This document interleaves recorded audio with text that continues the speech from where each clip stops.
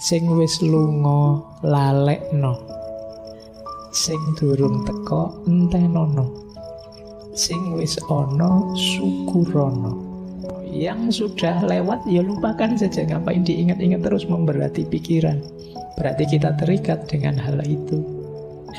Yang belum datang ya kita tunggu. Tidak perlu cemas, tidak perlu khawatir, wong belum datang. Ya kita tunggu saja. Ngapain kita gelisah, ngapain kita stres tentang sesuatu yang belum datang. Nah, yang sudah ada ayo disyukuri. Apapun itu yang kita miliki sekarang.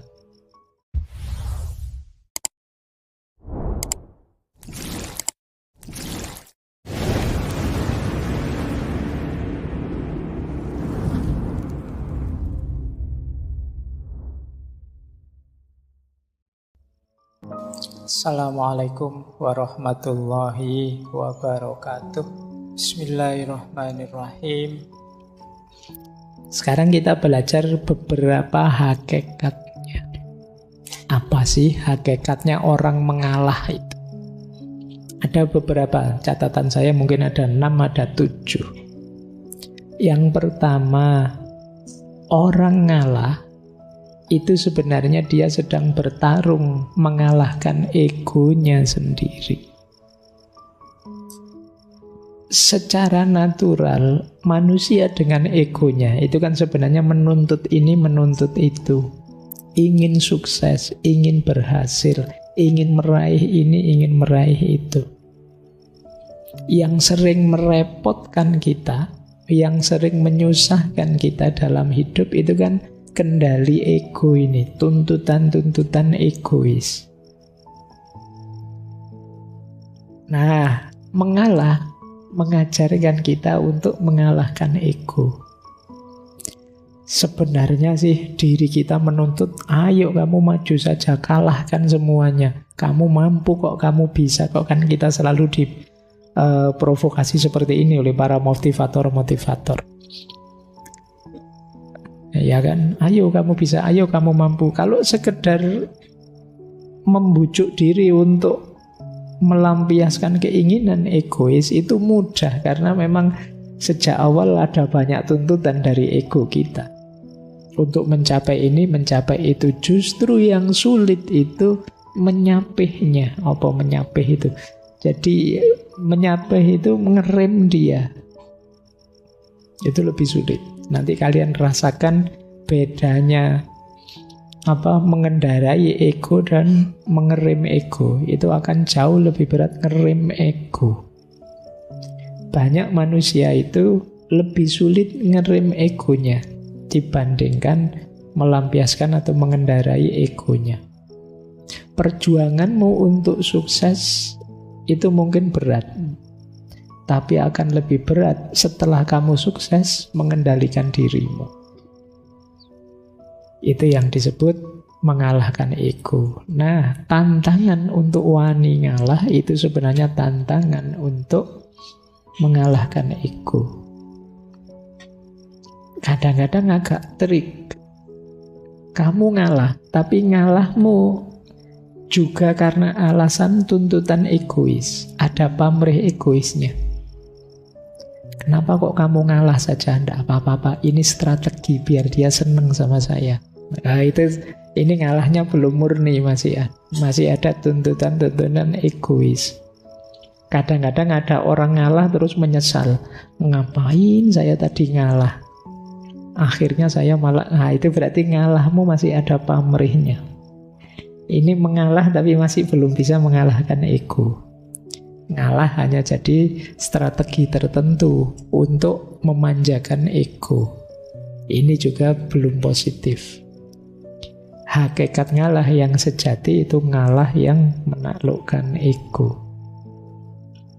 Ego penting, karena kalau tidak ada ego, tidak ada keinginan hidup, tidak ada gairah, semangat meraih ini itu, hidup kita nanti dingin. Tapi juga harus ngerti batasnya. Nah, untuk berhenti di batas itu kita perlu kemampuan ngerem tadi. Jadi ini uniknya manusia di situ. Pak, Kok Allah itu ngasih kita juga ego, ngasih kita nafsu segala sih Pak, mbok yo dikasih yang baik-baik saja. Karena sebagian besar kenikmatan kita, kesenangan hidup kita ada di situ. Dan Allah itu ingin kita senang, ingin kita bahagia. Tapi yo kita tetap harus tahu batas, karena kesenangan tadi bisa blunder pada akhirnya kalau kita tidak bisa mengendalikannya. Jadi kuncinya di situ. Makanya yo tidak usah protes. Allah memberi kita nafsu, memberi kita hasrat ini, hasrat itu. Itu Allah ingin kita gembira dengan itu, senang, bahagia. Cuma ya kita harus ngerti batasnya. Nah kuncinya di rem tadi. Oke, yo seperti mobil kan, kalau ngegas terus, yo wassalam. Kamu ndak akan bisa memanfaatkan secara maksimal mobil yang kamu miliki. Agar lengkap, yo ada gasnya, ada remnya. Begitu digas, kamu gerak, kamu nyaman. Begitu ada bahaya, yo kamu rem biar ndak nabrak. Mobil di sini gas tok yo jungkel kan mesti. Tapi mobil ndak ada gasnya, rem tok, yo ngapain kamu punya mobil? Di situ pentingnya kamu tadi ya harmonis, keseimbangan. Nah, jadi ngalah melatih ego kita. Filosofi yang kedua, ngalah berhubungan dengan kekuatan kontrol diri. Jangan dikira orang ngalah itu lemah. Orang ngalah itu kuat. Kenapa? Ndak sembarangan orang bisa ngalah. Mengalah tidak berarti kalah, tetapi mempersembahkan kemenangan kepada yang lain. Jadi, kalau mau saya bisa menang. Tapi yo, ndak apa-apa, kamu dulu yang menang. Ini kan orang ngalah namanya. Jadi berarti apa? Dia kuat. Jadi ngalah tidak sama dengan kalah. Juga jangan jadi modus, wah ini kelihatannya saya mau kalah ini, tak pura-pura ngalah saja. Ya ndak. Kalau itu namanya bukan ngalah, ya tetap kalah itu namanya. Orang ngalah itu dia tahu dia bisa menang, tapi dia milih membahagiakan yang lain. Biar dia saja yang menang, itu ngalah. Dan ini berat, karena ego tadi. Maka hakikatnya mengalah yang kedua, mengalah itu kekuatan. Jangan dikira ngalah itu kelemahan. Hanya orang yang batinnya kuat yang mampu mengalah. Kita cenderung harus kita yang unggul, karena kita yang lebih benar, kita yang lebih baik. Harus kita yang menang. Jangan sampai mereka yang menang, harus kita. Kan manusia itu cenderung begitu naturalnya. Tapi kalau ada orang, biarlah kemenangan ini aku persembahkan untuknya saja. Oh ini orang kuat. Dan jangan dibayangkan akan ada di sekitar kita sebentar lagi. Sulit. Cuma boleh kalian pakai, saya bilang tadi ya, sebagai senjata dalam konteks-konteks tertentu hidupmu. Kadang-kadang kamu perlu ngalah. Kalau tidak kamu latih, kamu tidak bisa ngalah. Kalau tidak ada orang yang mau ngalah, hidup ini tidak berputar. Kenapa tidak berputar? Kalau semua orang ingin mengejar kenyamanan, keenakannya sendiri, kacau hidup ini. Misalnya orang tua kok tidak mau ngalah sama anaknya, habis anaknya. Misalnya bapaknya mau kerja, ini kerja saya yang capek lah, kok enak ngalah mau dikasih ke anak-anak, istri tidak usah lah, tidak ada yang ngalah. Guru tidak mau ngalah sama muridnya, sama siswanya. Dosen tidak mau ngalah sama mahasiswanya. Sahabat tidak mau ngalah sama sahabatnya. Kalau tidak ada satu pun orang yang mau ngalah, yo selesai. Hidup ini kacau mesti. Tabrakan semua. Kalau semua hanya pakai logika, lah kok enak, lah kok nyaman. Kalau semua pakai logika, lah kok ini, Selesai hidup kita, sangat berat kita tanggung. Saya datang duluan kok, ya saya harus duduk paling depan dong. Dan jangan deket-deket, saya butuh tempat untuk saya sendiri 2 meter. Kalau kalian misalnya, itu tidak mau ngalah. Nah, jadi ayo menguasai diri kita, tunjukkan bahwa kita kuat. Jadi kita sanggup melepas sesuatu yang kita anggap berharga. Nah ini, jadi kalau tadi hubungannya dengan mengalahkan ego, yang kedua dengan kekuatan batin. Hanya orang-orang yang batinnya kuat yang bisa mengalah. Yang ketiga, orang yang mengalah itu kemungkinan adalah orang yang sudah tidak tergoda lagi, tidak terikat lagi oleh hal-hal duniawi. Kalau kalian masih sangat terikat, mudah tergoda, sulit untuk ngalah. Masih mudah terjebak dengan godaan-godaan untuk menang, untuk unggul, untuk nomor 1. Makanya di situ ada peribahasa Jawa yang menurut saya menarik untuk hidup nyaman, tidak terlalu terikat dengan dunia. Sing wis lunga lalekno, sing durung teka entenono, sing wis ana syukurono. Ini kalimatnya menarik ya, kayak kita kemarin waktu belajar self love itu, cuma ini dalam bahasa Jawa. Jadi sing wis lunga lalekno, yang sudah lewat ya lupakan saja, ngapain diingat-ingat terus memberati pikiran. Berarti kita terikat dengan hal itu. Yang belum datang ya kita tunggu. Tidak perlu cemas, tidak perlu khawatir, wong belum datang, ya kita tunggu saja. Ngapain kita gelisah, ngapain kita stres tentang sesuatu yang belum datang. Pak, nanti jodoh saya cocok enggak Pak ya? Jangan saya itu orangnya begini ya Pak. Jodoh saya kayak gimana? Ngapain kamu sibuk mikir jodoh? Wong masih nanti. Nanti ya dipikir nanti. Wah, nanti pasangan saya kayak gimana ya Pak? Lah dipikir lagi. Sudah dibilangin jangan dipikir. Wong itu masih nanti. Yang belum datang ya ditunggu. Kalau sudah datang baru kita baca, kita sesuaikan, kita beradaptasi dan lain sebagainya. Wong belum ada sosoknya, kamu sudah, saya latihan beradaptasi Pak. Beradaptasi buat apa? Wong masih belum jelas. Ya ditunggu saja. Tidak perlu putus asa, tidak perlu stres. Nah, yang sudah ada ayo disyukuri. Apapun itu yang kita miliki sekarang. Nah, nanti yang sudah ada akan jadi masa lalu, ya sudah kita lupakan. Yang sekarang kita syukuri pada akhirnya akan lewat. Yang kita tunggu akan datang jadi masa sekarang. Nah, yang akan datang akan ada lagi. Ini hidup. Bagian dari cokro manggilingan kalau dalam bahasa Jawa. Kita nikmati saja tanpa perlu terikat, tanpa harus baper. Jadi biarkan berjalan sesuai sunatullahnya. Nah, ini ketidakterikatan duniawi. Orang yang sulit sekali mengalah itu biasanya punya banyak keterikatan. Iya sih Pak, mau saya kasih ke temen ini, tapi jangan-jangan nanti saya butuh, saya perlu.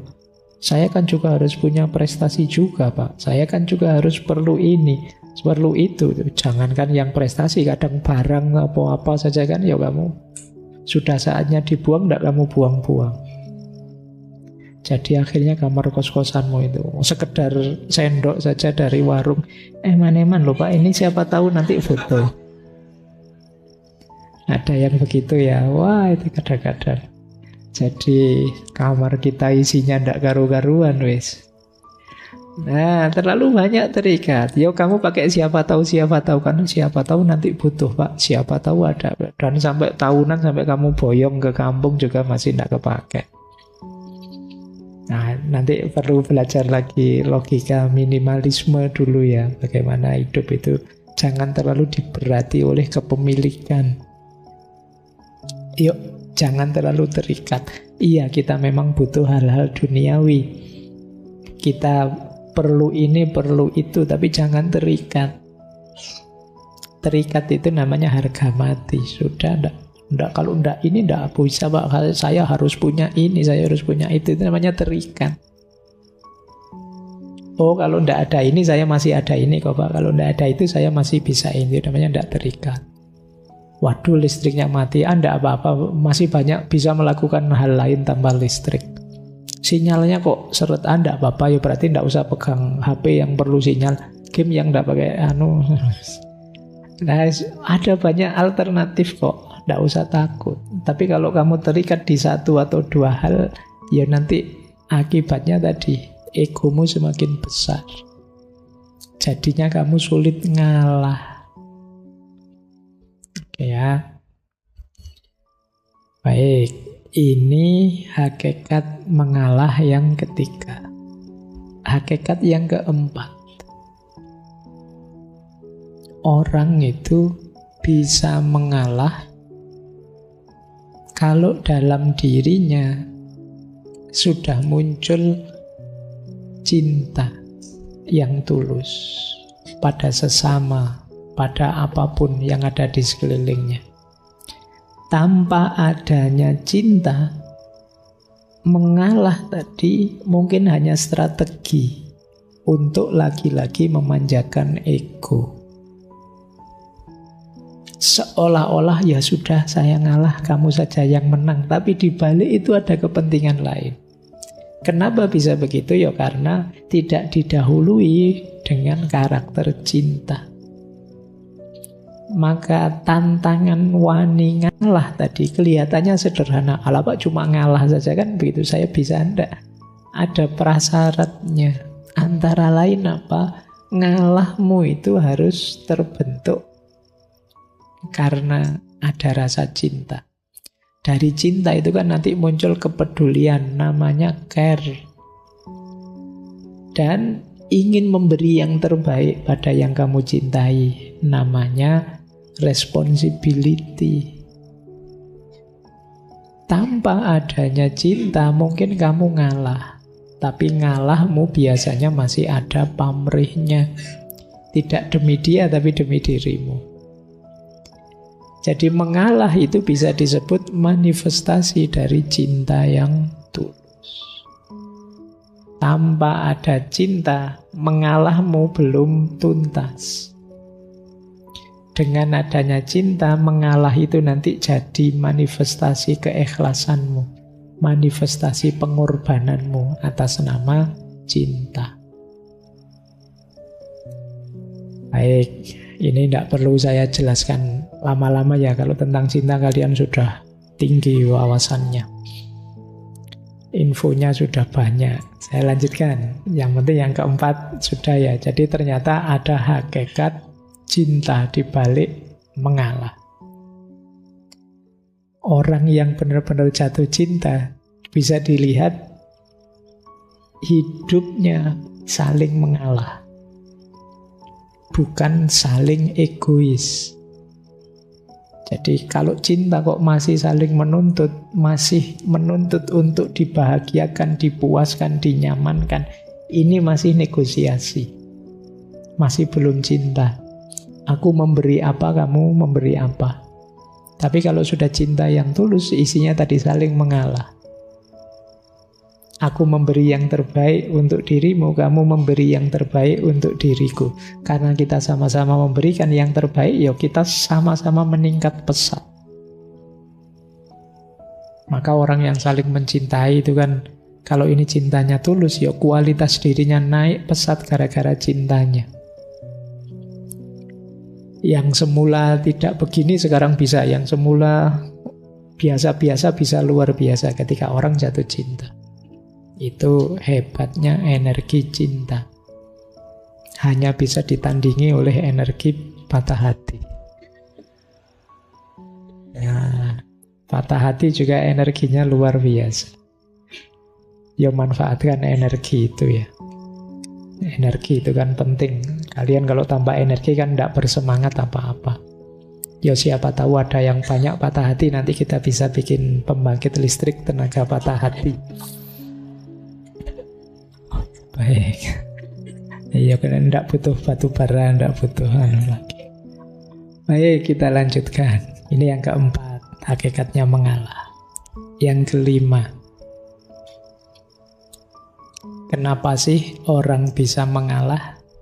Karena jiwanya adalah jiwa yang luas. Hatinya hati yang pemaaf. Orang yang ngalah itu kan kuncinya 3.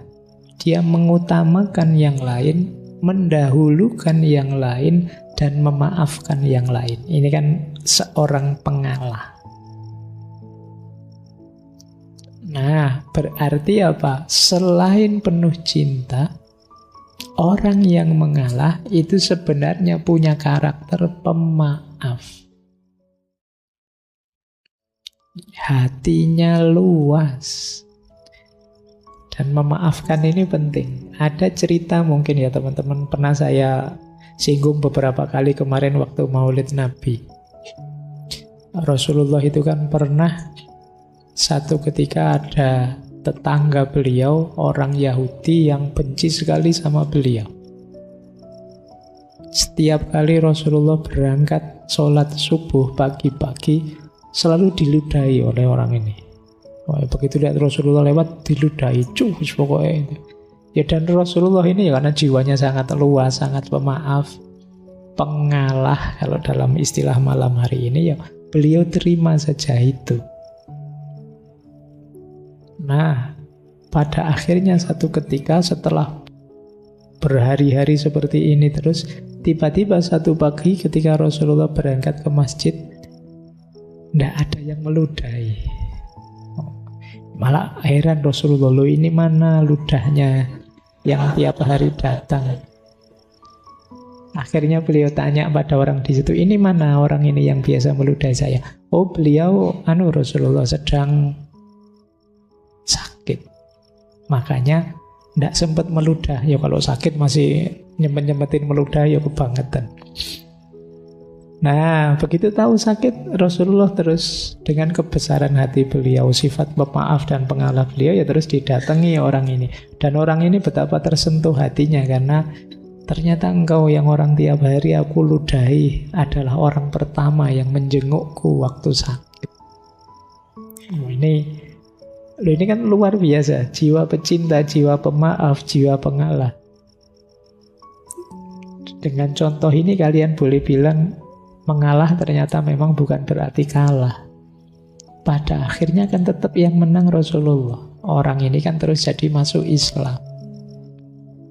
Nah mungkin saja dengan mengalahmu ada banyak keberhasilan, kesuksesan, buah dari mengalahmu yang lain. Nah ini penting. Ya memaafkan itu kan nilai yang mulia. Di situ saya tulis, memaafkan itu membahagiakan. Meskipun berat. Yang pertama apa? Dengan kita memaafkan, itu mengurangi kegelisahan kita, mengurangi kegelapan hati kita. Orang yang tidak memaafkan itu kan orang yang dendam. Orang yang dendam itu ya orang yang gelisah, tidak nyaman. Jadi kalau bisa ya kamu buang saja beban itu. Ngapain diam-diam kamu membebani dirimu dengan dosanya orang lain kalau itu dosa. Jadi kurangi dengan cara memaafkan. Kurangi juga dengan cara mengalah tadi. Ya dengan kita memaafkan kan nanti mengurangi rasa marah, mencegah perilaku tidak terkontrol. Kadang-kadang kan kita itu karena saya disakiti, saya harus balas menyakiti. Sana juga begitu loh, saya disakiti, balas-balasan tidak ada akhirnya nantinya. Hidup kita dan waktu kita habis sia-sia hanya untuk balas-balasan. Dan jangan lupa memaafkan juga menumbuhkan kebanggaan diri. Bisa memaafkan itu kan bangga kita. Ternyata aku ini lumayan dah, ya tidak mulia-mulia amat, tapi ya lumayan bisa memaafkan. Itu kan kebanggaan diri sudah. Jadi ya latihan memaafkan, ini bagian dari jiwa pengalah tadi. Lanjut. Nah, ini yang sering disebut orang. Mengalah itu jangan dikira lemah. Justru mengalah itu kadang-kadang strategis, visioner. Mungkin kalian ingat quotes yang atas itu. Dari Raden Mas Sosrokartono. Ngeluruk tanpa bolo, menang tanpa ngasorake. Ngeluruk tanpa bolo itu menyerbu tanpa pasukan. Menang tanpa ngasorake. Kita mengalahkan tapi tidak menundukkan, merendahkan. Ini strategi untuk bisa begini antara lain apa? Mengalah. Begitu kita mengalah, kita melakukan kebaikan, mengalah tadi untuk seseorang, dia akan tersentuh hatinya. Sehingga dia balas, ingin membahagiakan kita, ingin memberi kita sesuatu. Ya nama lain dia tunduk akhirnya pada kita. Itu kan kita semacam menyerbu dia tanpa pasukan. Pasukan kita ya kebaikan hati tadi. Antara ini mengalah. Jadi tidak usah putus asa dengan kebaikan, lakukan terus pada siapapun. Pada akhirnya orang yang kita beri kebaikan itu ya akan takluk pada kita. Seperti orang yang diserbu pasukan. Padahal itu tidak ada pasukannya apa-apa. Hanya pasukan kebaikan. Itulah ngeluruk tanpa bolo. Manusia itu selama masih manusia, kalau dia diberi kebaikan terus, tidak mungkin tidak tersentuh hatinya. Sejahat apapun dia, ya kayak di film-film itu kan kadang penjahatnya ragu-ragu karena tokohnya sangat baik lakonnya. Itu nama lain dari ngeluruk tanpa bolo. Dan menang tanpa ngasorake. Tidak membuat malu yang lain. Ya dengan jalan mengalah tadi. Dengan jalan kita mengalah, monggo sampean yang duluan, monggo sampean yang juara, yang berprestasi, monggo sampean. Nah ini membuat dia kan tidak rendah. Tapi hakikatnya kita yang menang. Itulah menang tanpa ngasorake. Kalau kalian bisa seperti ini, hidup ini mungkin tetap kompetitif, tapi tidak saling merendahkan, tidak saling menjatuhkan. Disitulah rahasianya mengalah untuk menang. Kalau dalam bahasa Inggris ada peribahasa, you may lose the battle, but you win the war. Atau you do not need to win every battle to win the war. Engkau mungkin kalah dalam battle. Battle itu ya pertemuan sekelompok pasukan, tapi tetap win the war. War itu ya peperangan secara keseluruhan. Jadi ya kayak misalnya ini medan perang, pertarungan satu orang lawan satu, pertarungan sekelompok lawan sekelompok, itu namanya battle. Tapi peperangan secara keseluruhan ini namanya war. Tidak apa-apa ada 1-2 kalah, tapi akhirnya kan menang di war-nya. Ya kayak kalian kalau main game-game apa itu loh kan ada yang kadang ada kalahnya, kadang tidak apa-apa sih dalam rangka menang secara keseluruhan. Persis kayak kalian kalau main catur. Kadang-kadang tidak apa-apa wis, kudanya dikorbankan, bentengnya dikorbankan, prajuritnya dikorbankan, asalkan nanti kita menang. Itu lost the battle but win the war. Kalah battle-nya tapi menang war-nya. Nggak apa-apalah sekarang IP saya rendah jadi lulusnya biasa-biasa, kamu cum laude. Di sisi ini saya kalah. Tapi dalam hidup yang sebenarnya nanti, wah saya sukses luar biasa jadi pengusaha konglomerat, kamu cuma pegawai saya misalnya. Nah itu lost the battle tapi win the war. Nah, ini jadi kadang-kadang mengalah itu bisa dijadikan strategi. Di banyak kisah-kisah perang, ya nanti kalian bolehlah baca-baca strateginya Sun Tzu atau Three Kingdom dan lain sebagainya.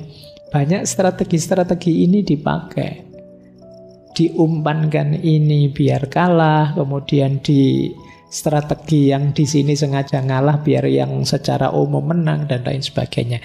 Itu namanya lost the battle tapi win the war. Ini penting. Yo hidup juga harus taktis. Jangan nyeruduk terus, maju terus. Gampang kalah. Ada strategi mundur sebentar, ada ngalahnya, tapi nanti kita memenangkan seluruh peperangan.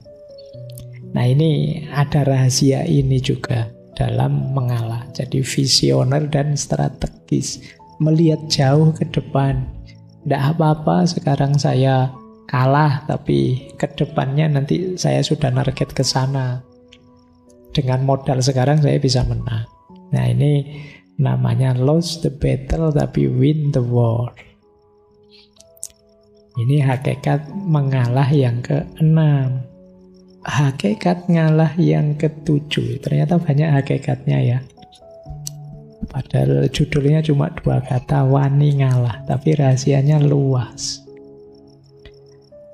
Mengalah itu bagian dari spiritualisasi kehidupan. Yang duniawi tadi kita ilahikan, kita spiritualkan. Ada yang bilang ngalah itu sebenarnya dari akar kata ngallah. Mengallah, mengilahi. Hal-hal duniawi kita spiritualkan. Mengilahi itu begini loh. Kalau kita punya uang, kita pakai untuk seneng-seneng makan dan lain sebagainya, ya wajar saja itu. Yang duniawi kita pakai untuk dunia. Tapi ketika uang ini kita sedekahkan untuk fakir miskin, anak yatim dan lain sebagainya, berarti uang ini kita spiritualkan, kita ilahikan. Nah, mengalah juga punya logika seperti itu. Biarlah aku membahagiakanmu, biarlah aku berikan ini untukmu, itu kan ngalah. Tapi dengan ini yang aku berikan tadi, kalau aku nikmati sendiri ya itu nilainya biasa saja. Tapi begitu aku berikan padamu, nilainya jauh berbeda. Sekarang dia bersifat spiritual. Sama-sama uangnya dibuat main dengan dibuat sedekah itu kan beda. Ketika dibuat sedekah, uang ini jadi spiritual. Kemenangan kita juga begitu. Kepemilikan duniawi kita juga begitu. Nah, cara menspiritualkan antara lain dengan cara mengalah tadi. Jadi, menspiritualkan peristiwa sebagai sarana menuju Allah. Tidak lagi fokus pada keuntungan atau kemanfaatan duniawi. Inilah hakikatnya mengalah.